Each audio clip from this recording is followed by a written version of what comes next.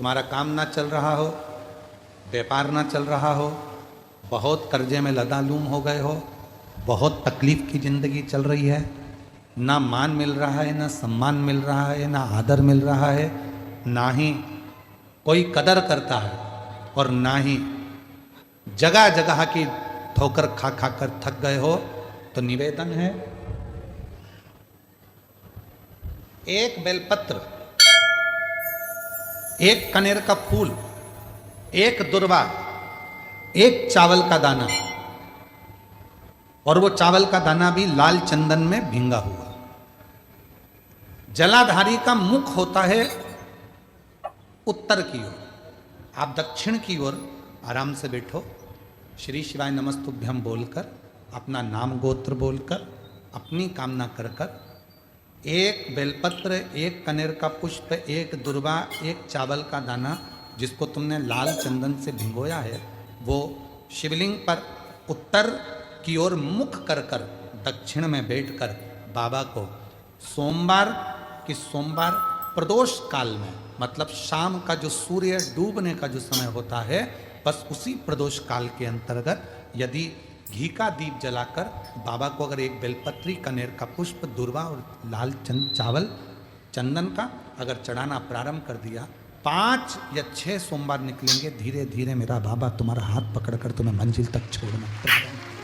नहीं चल रहा व्यापार, नहीं चल रही फैक्ट्री, नहीं चल रही दुकान, बहुत तकलीफ की जिंदगी है, कोई पैसे खाकर भाग गया, नहीं दे रहा, कर्जे में डूब गए, तकलीफ में आ गए, कैसी भी समस्या है उसमें शिव की शरणागति आपको सुख देगी। प्रदोष के दिन, प्रदोष काल में शिव जी के नाम का स्मरण प्रत्येक को कर लेना चाहिए। और एक नंदीश्वर शिव महापुराण से एक बात सीख कर जाइएगा, अगर आपको लग रहा है कि दुख समाप्ति नहीं हो रहा है, एक बीमारी से उठे दूसरी बीमारी में लग गए, फिर कोई दुख आ गया, फिर कोई दुख आ गया, फिर कोई तकलीफ आ गई, फिर कोई तकलीफ आ गई, बार बार आपको लग रहा है कि दुख पीछा ही नहीं छोड़ रहा, तो नंदीश्वर शिव महापुराण की कथा आपको कह रही है, प्रदोष के दिन, प्रदोष काल में 2 जगह दिए लगाना प्रारंभ कर दो। पहला, बेलपत्री के वृक्ष के नीचे पहला दिया प्रदोष काल में, प्रदोष के दिन बेलपत्री के वृक्ष के नीचे, और दूसरा दिया अपने दरवाजे की चौखट के बाहर, मतलब अपन बाहर खड़े होंगे, अंदर की ओर दिया नहीं, बाहर की ओर एक दिया बेलपत्र के नीचे, देवाधिदेव महादेव से प्रार्थना कर कर, हे शिव शंकर, हे गौरी शंकर, हे शिव, आज प्रदोष का दिन, प्रदोष काल में आप भ्रमण के लिए निकलोगे नंदीश्वर के साथ में, ऐसी कृपा करना, आपके लिए मैंने द्वार सजाया है भोलेनाथ, आपकी दृष्टि मेरी चौखट पर भी कर देना, मेरी जिंदगी संवर जाए। इसलिए 2 दीप स्मरण करो। हाँ, अच्छा इशारा करा है, वो सब समझ रहे हो। जिस दिए को आप लगाओगे प्रदोष के दिन, प्रदोष काल में, एक दिया बेलपत्री के वृक्ष के नीचे लगाया है, और दूसरा दिया जब आप घर में प्रवेश करोगे तो राइट हैंड पर ही लगाएं। कौन से हैंड पर लगाएं? राइट हैंड पर। बहुत बहुत साधुवाद आपको दीदी, धन्यवाद, धन्यवाद दो, उन्होंने इशारा करके बताया कि दिया किस ओर लगाएं, कम से कम अपने को अंदाजा तो लग जावे ना दिया किस ओर लगना चाहिए। साधुवाद था, बहुत बहुत साधुवाद। इसको जागरूक श्रोता कहते हैं, जिनको कथा के प्रति रुचि है और भगवान के भजन के प्रति रुचि है, वो तुरंत भाव से उसको स्वीकार कर ले। तो 2 जगह दीप, पहला कहां पर लगाएंगे? जम के बोलो जरा, बेलपत्री के वृक्ष के नीचे। अब बेलपत्री के वृक्ष को भी समझना, कौन सा वृक्ष होना चाहिए?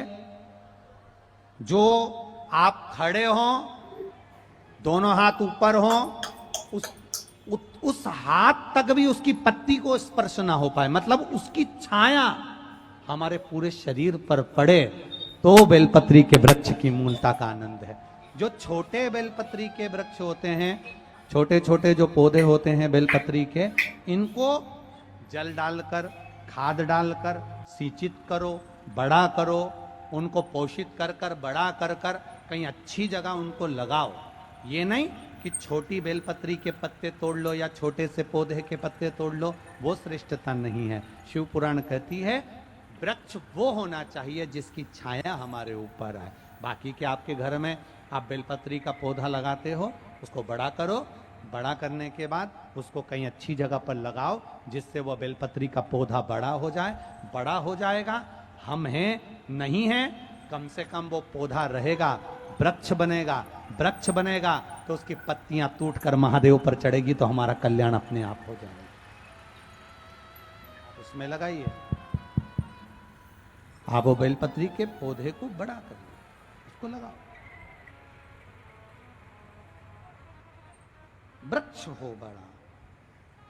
तो पहला दिया कहां लगाएंगे? बेलपत्री के वृक्ष के नीचे। और दूसरा, अपने घर में प्रवेश करते समय राइट हैंड में बाहर। शिव तत्व को जानना। कौन से दिन? जम जम के बोलो जरा। प्रदोष के दिन। कौन से समय?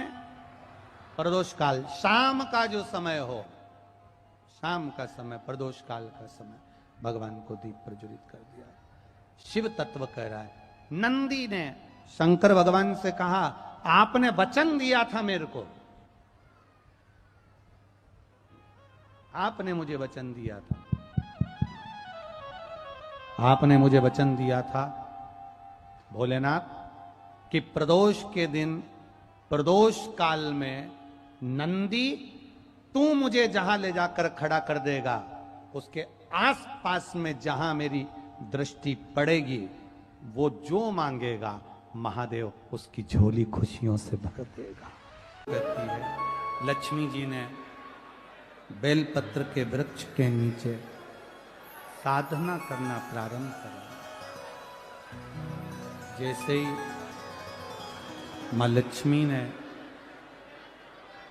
बेलपत्र के वृक्ष के नीचे साधना करना प्रारंभ करा तो देवाधिदेव महादेव कुछ ही समय में, प्रदोष काल के समय पर लक्ष्मी जी के सामने शंकर भगवान प्रकट हुए।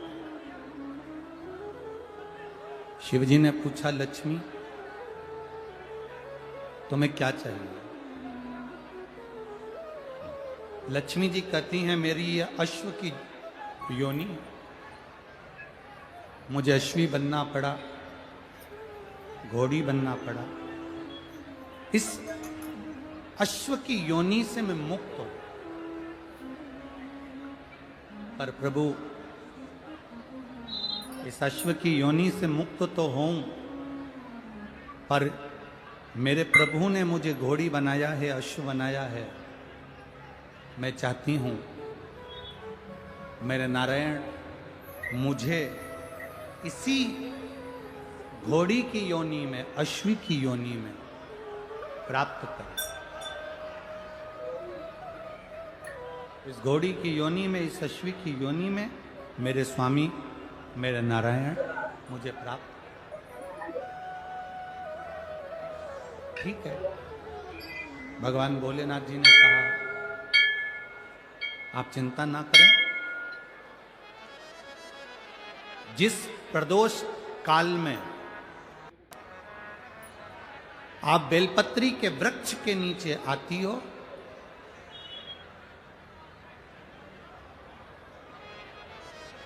दुनिया का कितना भी दरिद्र व्यक्ति हो, चाहे दुनिया का कोई व्यक्ति ऐसा हो जिसका कभी व्यापार चलता ही नहीं हो, उसने 50 बार बदल के देख लिए, फैक्ट्री चली नहीं रही, जिस काम को करने के लिए जाते हैं वो काम टल जाता है, आज की जगह कल, कल की जगह परसों, परसों की जगह नरसों, काम होता ही नहीं। बेटा बेटी का संबंध करने जा रहे हैं पर हो ही नहीं रहा।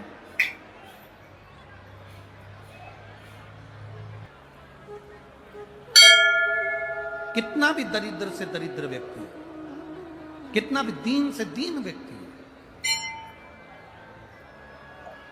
एक नियम वो अगर अपनी जिंदगी में बना ले, प्रदोष काल में, प्रदोष के समय पर बेलपत्री के वृक्ष के नीचे एक बार जाकर नमन करना और प्रदोष काल में शंकर भगवान के मंदिर में दिया लगाना, ये दो चीजें अगर वो 3 महीना भी लगातार कर ले तो उसके जीवन में कभी कोई समस्या आ ही नहीं सकती, कोई दुख आ ही नहीं सकता। एक नियम बना, जैसे जिस नारी को, जिस पुरुष को, जिस बच्चे को, जिस बड़े को चर्म रोग हो जाता है, चमड़ी सफेद पड़ने लगती है, जब चमड़ी सफेद पड़ने लगती है, चर्म रोग जैसा जब हो जाता है या चर्म रोग उसको घेरने लगता है, चमड़ी जब सफेद पड़ने लगे या चमड़ी काली पड़ने लगे या चर्म रोग सोराइसिस जैसी बीमारी तक के लिए है हमारे।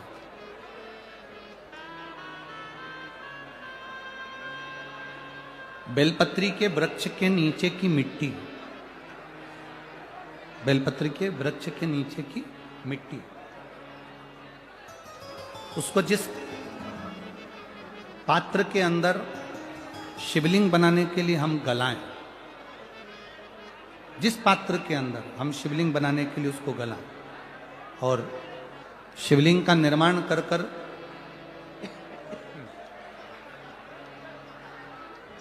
हम बेलपत्री के वृक्ष के नीचे उसका पूजन करें, उसका विसर्जन करें। और बेलपत्री के नीचे की जो मिट्टी है जिस पात्र में गलाई जाती है, उस पात्र के पानी का स्नान, उस मिट्टी का थोड़ा सा भाग अपने शरीर पर लगाकर, जहाँ सफ़ेद चमड़ी हो रही हो या श्वेत चमड़ी हो रही हो वहाँ लगाकर और उसका स्नान करना यदि हम प्रारंभ करें।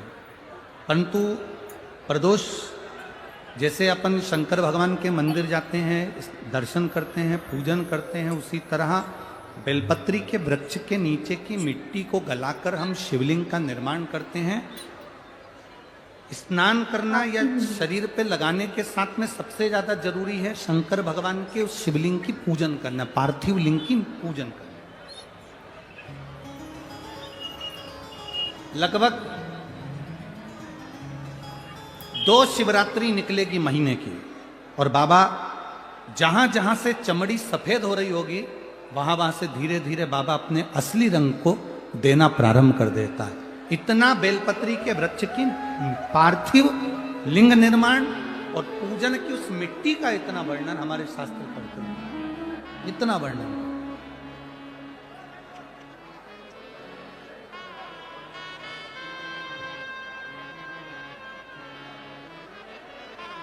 शिव कथा को, शिव महापुराण की कथा वर्णन कर रहे, स्वयं भगवान देवादिदेव महादेव ने नारायण से जाकर प्रार्थना करी, स्वयं भगवान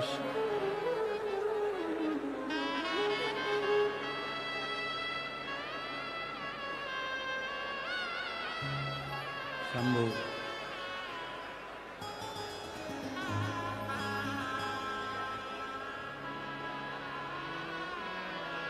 स्वयं भगवान शंकर ने नारायण से जाकर प्रार्थना करी कि माता लक्ष्मी आपके लिए तप साधना कर रही हैं, आप उनको जाकर दर्शन दीजिए। भगवान नारायण शिव जी के कहने पर जाने लगे, भगवान शंकर के कहने पर भगवान नारायण जाने लगे। पर भगवान शिव जी ने भगवान नारायण को रोका और भगवान शिव जी ने नारायण को रोककर कहा, प्रभु रुको, मेरा निवेदन केवल इतना सा है, जैसे माता लक्ष्मी घोड़ी बनकर, अश्वी बनकर पृथ्वी पर गई हैं, आप अश्व बनकर पृथ्वी पर जाकर लक्ष्मी को लेकर आए। भगवान स्वयं नारायण अश्व बनकर पृथ्वी पर जाते हैं और लक्ष्मी जी को लेकर आते हैं। शिव महापुराण की कथा कहती है, भगवान शंकर का संवाद कहता है।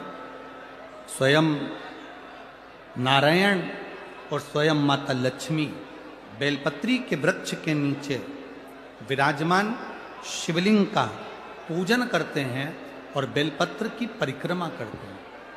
जैसे ही उन्होंने बेलपत्र की परिक्रमा करी, शंकर भगवान वहां सम्मुख में जब आते हैं तो नारायण और लक्ष्मी जी भी अश्व की योनि से छूट जाती हैं और नारायण भी अश्व योनि को त्याग कर किसी भी प्रदोष के दिन एक धतूरा यदि हम शिव जी पे चढ़ा रहे हैं, एक चावल का दाना अशोक सुंदरी वाली जगह पर चढ़ा रहे हैं और अपना हाथ उस चावल के दाने पर रखकर चंद्रशेखर चंद्रमौलेश्वर महादेव के नाम का उच्चारण कर रहे हैं। श्री शिवाय नमस्तुभ्यं। बाबा को अपने मन का भाव कर रहे हैं। तो वो 3 महीना तो बहुत दूर है। मेरे बाबा ने अगर कृपा करी तो 3 महीने में मेरा बाबा करुणा करना, दया करना प्रारंभ कर देगा। 3 दिन चंद्रशेखर चंद्रमौलेश्वर। शिवलिंग में 5 जगह ऐसी होती है जहां पर अगर चंदन का लेपन कर दिया जाता है तो विपदा, बांधा, तकलीफें, कष्ट दूर होता चलेगा। 5 स्थान बताए, उसको समझिए। शिवलिंग को अपन मान लो, इसको जलाधारी मानो, जहां से जल बहता, ठीक है। ये गोल भाग जलाधारी जिस पर शिवपिंडी रखिए। यहीं पर अपन गणेश जी कार्तिकेय का स्थान, बीच में अशोक सुंदरी का स्थान मान लो। अब इसको समझिएगा। 5 स्थान बताए। पहला स्थान भगवान शंकर के पूरे शिवलिंग का मध्य भाग। ये पूरा जो शिवलिंग है शिव जी का, उस शिवलिंग का मध्य भाग प्रथम। द्वितीय है जहां पर गंगा का अविरल धारा निरंतर बह रही है। द्वितीय स्थान गंगा की धारा का मूल बिंदु शिखा। पहला, दूसरा, तृतीय स्थान उसी के सामने जो जलाधारी का पटका दिख रहा हो, दिखता है जलाधारी का सामने का हिस्सा, भीतर का हिस्सा नहीं, जिस पे रखा है वो हिस्सा नहीं, सामने जो दिख रहा है। 1, 2 और तृतीय स्थान मां अंबा जगदम्बा के कंठ भाग पर चंदन का लेप। महाराज 3 स्थान ये बताए। चौथा स्थान जहां से जल नीचे गिर रहा है, जल गिरने का जो स्थान छोटा सा एक भाग रहता है, जितनी जगह रहती है उसके मध्य भाग, चतुर्थ स्थान। और 5वें नंबर का जो भाग बताया गया वो अशोक सुंदरी का स्थान। ये 5 स्थान ऐसे हैं जहां चंदन का थोड़ी सी बिंदी भी अगर हम लगा देते हैं तो कैसी भी विषम परिस्थिति हो वो टल जाती है और बाबा की कृपा होना। श्री शिवाय नमस्तुभ्यं। हर हर महादेव। पूज्य गुरु जी ने इस वीडियो में 30 मार्च सोमवार प्रदोष के विशेष उपाय बताए हैं। वीडियो को अच्छे से देखकर उन उपायों को आप अवश्य करिएगा। वीडियो अच्छी लगे तो like, share and subscribe. Comment में श्री शिवाय नमस्तुभ्यं हर हर महादेव अवश्य लिख देना। जाते जाते चैनल को सब्सक्राइब अवश्य कर देना। जय श्री राम। हर हर महादेव। जय श्री महाकाल।